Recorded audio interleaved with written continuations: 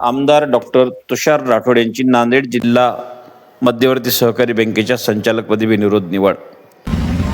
गंगाधरराव राठोड आणि माजी आमदार हनुमंतराव पाटील बेटमोगरेकर यांनी आपले नामनिर्देशन पत्र मागे घेतल्याने आमदार डॉक्टर तुषार राठोड यांची आज नांदेड जिल्हा सहकारी मध्यवर्ती बँकेच्या संचालकपदी बिनविरोध निवड झाली आहे. मुखेड नांदेड जिल्हा मध्यवर्ती सहकारी बँकेच्या संचालक मंडळ निवडणुकीत मुखेड तालुका कृषी पतपुरवठा व सेवा सहकारी संस्था मतदारसंघातून आमदार डॉक्टर तुषार राठोड यांची बिनविरोध निवड जाहीर झाली आहे.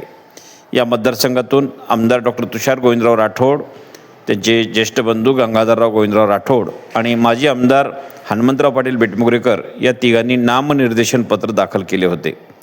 आज अर्ज मागे घेण्याच्या शेवटच्या दिवशी गंगाधरराव राठोड आणि माजी आमदार हनुमंतराव पाटील बेटमोगरेकर यांनी आपापले अर्ज मागे घेतले.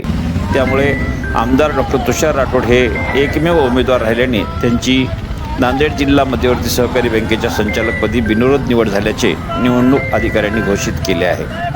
आमदार डॉक्टर तुषार राठोड यांच्या या बिनविरोध निवडीबद्दल जिल्हाभरातून त्यांच्यावर अभिनंदनाचा वर्षाव होत आहे. तालुक्यातील शेतकरी, सहकारी संस्था, विविध राजकीय पक्षाचे पदाधिकारी आणि कार्यकर्त्यांनी त्यांना शुभेच्छा दिल्या आहेत. या निवडीमुळे मुखेड तालुक्यातील सहकार क्षेत्र अधिक बळकट होऊन शेतकऱ्यांच्या प्रश्नांना न्याय मिळेल अशी अपेक्षा व्यक्त केली जात आहे.